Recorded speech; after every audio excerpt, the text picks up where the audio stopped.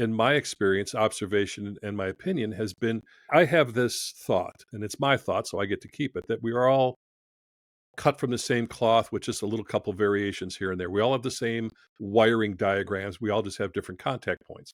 So what my life has been and how it was for me to get my shit in one sock had to go just like it is. I'm like you, I'm bulletproof and I'm stubborn and all those things that go along with that. So I had to be literally blown up to wake up the first time. That had to happen.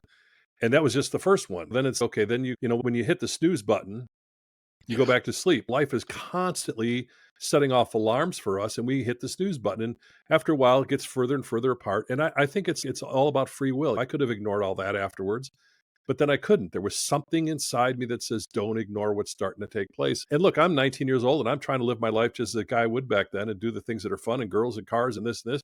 Right. But over time, that inner voice started to override my outer voice. It changed everything. I'm curious to know, at what point did you decide, okay, I'm going to start listening to this voice or these nudges? Did something happen that you were going to say, okay, this is enough of getting hit in the head with a 2x4. I've got Yeah. to start listening. That would have been the second one. So in between being in 1978, it wasn't until 1986 when the second one took place. I got married in May of that year. And 3 weeks after our wedding, we decided to go out and pick up our wedding pictures in Schaumburg, which is a suburb of Chicago.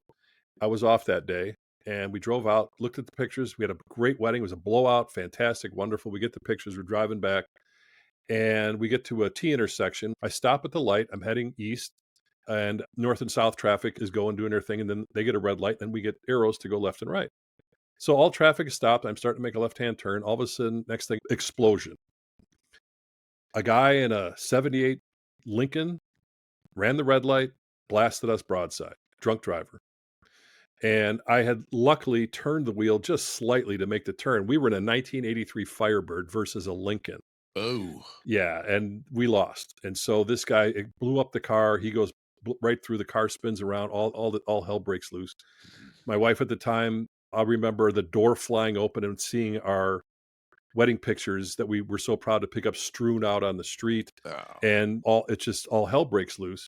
And my right hand had loosened off the steering wheel and went right through the front windshield, and it cut the main artery in my hand. And I was watching this blood Holy like a fountain. I thought, isn't that interesting? My first thought was, I thought these windows are just supposed to break into little pieces. And of course, it punched a hole right through it.